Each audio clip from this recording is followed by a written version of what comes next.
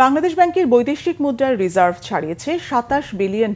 আন্তর্জাতিক মুদ্রা তহবিল IMF এর হিসাবেও নেট রিজার্ভ বেড়ে হয়েছে $22.04 বিলিয়ন মার্কিন ডলার। চলতি বছরের এপ্রিলের শেষ দিনের মজুদ পরিস্থিতি সম্পর্কে এই তথ্য জানিয়েছে বাংলাদেশ ব্যাংক। বুধবারের সবশেষ তথ্য অনুযায়ী মোট রিজার্ভ এখন $27.41 বিলিয়ন বা 2,741 কোটি মার্কিন ডলার। IMF এর হিসেবে দায় দেনা বা ঋণের অঙ্ক বাদ দিলেও কেন্দ্রীয় ব্যাংকের নেট রিজার্ভের পরিমাণও $22 বিলিয়ন বেশি। এর আগে 2023 সালের অগাস্টে এই পরিমাণ অর্থ মজুদ ছিল বাংলাদেশ ব্যাংকে। সরকার পরিবর্তনের পর থেকে নানা উদ্যোগে প্রবাসী আয় বা রেমিটেন্স প্রবাহ বৃদ্ধি পাওয়ায় বেড়েছে রিজার্ভ। মোট রিজার্ভ ও নেট রিজার্ভ বৃদ্ধি পাওয়ায় ঋণপত্র খোলা সহ বৈদেশিক মুদ্রার লেনদেনের উপর চাপ কমেছে।